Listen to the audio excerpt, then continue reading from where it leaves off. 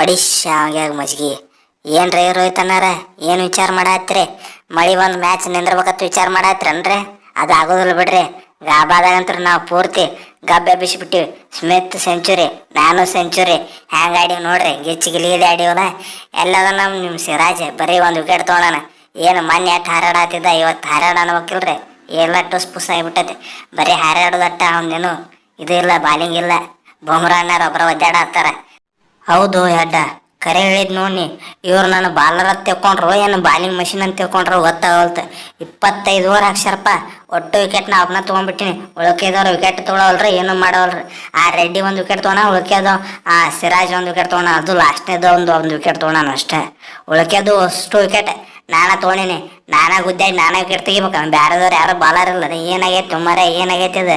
ಈ ನಮೂನಿ ಪಿಚ್ಚ ಅದರ ಪಿಚ್ ಫಾಸ್ಟ್ ಬಾಲಿಂಗ್ ಹೆಲ್ಪ್ ಐತೆ ಅಂತ ಹೇಳತ್ತಿದ್ರು.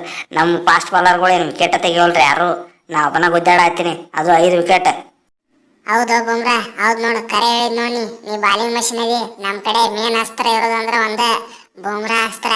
ನೀನ ಮೇನ್ ಬಾಲರ್. ನೀನ ಏನಾದ್ರು ಮ್ಯಾಚ್ ಗೆಲ್ಲಿಸ್ಬೇಕು. ನಿನ್ನ ಬಿಟ್ರೆ ಬೇರೆದವ್ರು ಯಾರು ಬಾಕಿ ಕೆಲಸಂಗಿಲ್ಲ ಆಗಿದ್ದಲ್ಲಿ. ನೀನ ಮ್ಯಾಚ್ ಗೆಲ್ಲಿಸ್ಬೇಕು ನೋಡಿ, ಹೇಳತ್ತೀನಿ ನೋಡ.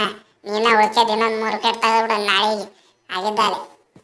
ಅಲ್ಲೋ ರೋಹಿತ್, ಅಲ್ಲ ನಮ್ಮ ಬಾಲರ್ಗಳಿಗೆ ಏನಾಗೈತೆ ಮರೆ, ಏನಾಗೈತೆ? ಅದು ಹೊಸ ಬಾಲ್ ಇದ್ದಾಗ ಫಸ್ಟಿಗೆ 3 ವಿಕೆಟ್ ಬಂದಿದ್ದು ಅಷ್ಟೇ. ಅದಾದ್ಮೇಲೆ ಹೊಳ್ಳಿ ಇನ್ನೊಂದು ಹೊಸ ಬಾಲ್ ಬರೋ ಮಟ್ಟ ವಿಕೆಟ್ ಬಂದಿಲ್ಲ. ಆಮೇಲೆ ಹೊಸ ಬಾಲ್ ಬಂದಮೇಲೆ ಬುಮ್ರಾ ಅವ್ರು 3 ವಿಕೆಟ್ ತೆಗ್ದಾರ. ಅಲ್ಲಿ ಮಟ್ಟ ವಿಕೆಟ್ ಬಂದಿಲ್ಲ. ಅದ್ರ ನೀ ಆ ಹೆಡ್ಡನ್ನು ಒಂದು ಕ್ಯಾಚ್ ಬಿಟ್ಟು ಅವನವನು ಅದ್ರ ಸಂಬಂಧ ಮತ್ತೆ ಹೊಳ್ಳಿ ಸೇರಾಡತ್ತಾರ ಎಲ್ಲಾರು ಸೇರಿ. ಏನಿದೆ ಈ ನಮೂನಿ ಬಾಲಿಂಗ್ ಯಾಕೆ ಮಾಡತ್ತಾರ ನಮ್ಗೆ ತಿಳಿಯವಲ್ತು ಆಗಿದ್ದಲ್ಲಿ. ಏನ್ರಿ ಕೊಹ್ಲಿ ಅಣ್ಣಾರ, ಏನು ನಿಮ್ಮ ಬಾಲರ್ಗಳು ಬಾಲಿಗೆ ಹಾಕೋದು ಮರ್ತು ಬಿಟ್ಟಾರ್ರಿ? ಯಾಕಂದ್ರೆ ಈ ಸ್ಮಿತ್ ಸ್ಟ್ಯಾಂಡ್ ಆಗಿಬಿಟ್ಟಾನ ಗ್ರೌಂಡ್ನಾಗ ಪೂರ್ತಿ.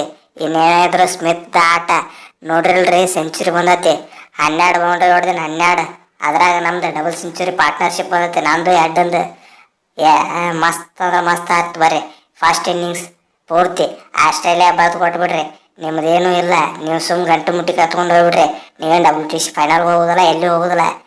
ರೀ ಸ್ಮಿತ್ ಅನ್ನಾರ, ನೀವು ಬರೀ ಸೆಂಚುರಿ ಹೊಡೆದಿರಿಪ್ಪ, ಸೆಂಚುರಿ ಹೊಡೆದಿರಿ.